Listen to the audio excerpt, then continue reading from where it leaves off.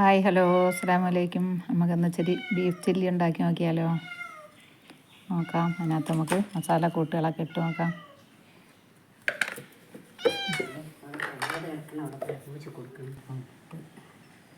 അപ്പോൾ അതിൻ്റെ കൂട്ടുകളെല്ലാം ഇങ്ങനെ ഇരിക്കുന്നത് നമ്മൾ എല്ലാം ഓരോന്നോരോന്നായി ഇട്ട് കൊടുക്കാൻ പോവുകയാണ്.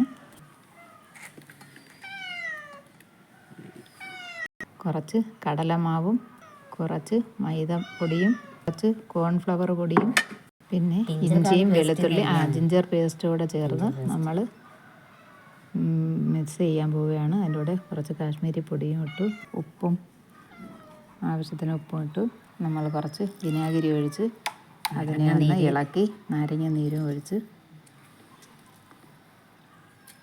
അതിനൊന്ന് മിക്സ് ചെയ്ത് നമുക്ക് ചില്ലിയിലിട്ട് മിക്സ് ചെയ്ത് കൊടുക്കാം. അപ്പം ബീഫ് ചില്ലിയാണ്. അതിനെ നമ്മൾ അരപ്പെല്ലാം കൂടെ ഇട്ട് മിക്സ് ചെയ്തെടുക്കുകയാണ്. അങ്ങനെ നമ്മൾ ബീഫ് ചില്ലി മസാലയിട്ട് മിക്സാക്കി വെച്ചു. ഇനി അതിനെ നമുക്ക് ഫ്രൈ ആക്കി എടുക്കാം.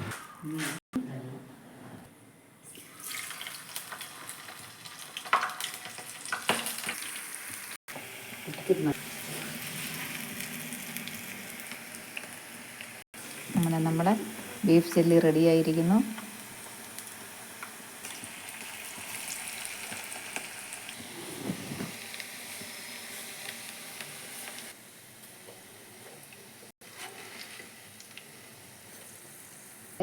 അങ്ങനെ നമ്മുടെ ബീഫ് ചില്ലി റെഡി.